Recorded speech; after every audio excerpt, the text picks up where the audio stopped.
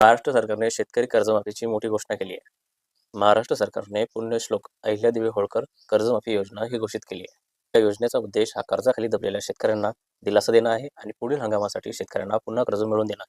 राज्य सरकारने ही घोषणा राज्याचा अर्थसंकल्प सादर करताना केली आहे. या योजनेमध्ये किती कर्ज माफ होणार आहे? या योजनेमध्ये प्रत्येकी जास्तीत जास्त 2 लाख रुपये कर्ज माफ होणार आहे.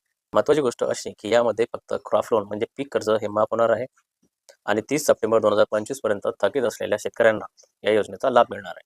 आता आपण हे पाहूया की या योजनेसाठी कोणते शेतकरी पात्र असतील.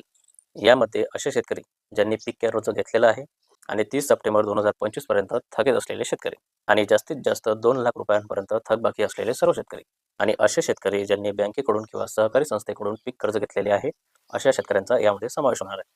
आतापर्यंत आपण हे पाहिलं की थकीत शेतकऱ्यांसाठी या योजनेमध्ये काय तरतुदी आहेत. आता आपण हे पाहूया की जे शेतकरी नियमितपणे आपलं कर्ज भरतात त्या शेतकऱ्यांसाठी या योजनेमध्ये काय आहे. जे शेतकरी आपलं नियमितपणे कर्ज भरतात त्या शेतकऱ्यांसाठी या योजनेमध्ये 50,000 रुपयापर्यंत प्रोत्साहन रक्कम देण्याचे सरकारने जाहीर केले आहे. यामुळं जे शेतकरी आपले प्रामाणिकपणे आपलं कर्ज भरतात आणि जे नियमितपणे आपलं कर्ज भरतात त्यांना न्याय मिळेल. सरकारच्या अंदाजानुसार या योजनेचा जवळपास 50 लाख शेतकऱ्यांना फायदा मिळणार आहे.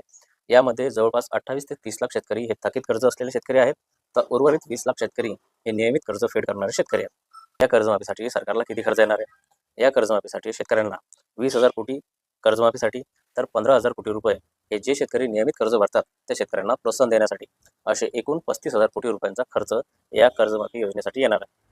पुण्यश्लोक अहिल्यादेवी होळकर कर्जमाफी योजना कशा प्रकारे लागू करण्यात येणार आहे? सरकारच्या म्हणण्यानुसार बँकांकडून शेतकऱ्यांशी संबंधित माहिती घेतल्या जात आहे, गोळा केला जात आहे. फार्मर आय डी, ॲग्रीस्टॅग वापरून शेतकऱ्यांची पडताळणी करण्यात येणार आहे आणि आधारसोबत लिंक असलेली ओळख यामुळे या योजनेचा फायदा थेट शेतकऱ्यांपर्यंत पोहोचवण्याचा सरकारचा प्रयत्न राहणार आहे. अशा प्रकारे या योजनेची संपूर्ण डिटेल आपण पाहिलेली आहे. अशाच व्हिडिओसाठी मला फॉलो करा आणि या व्हिडिओला शेअर करा.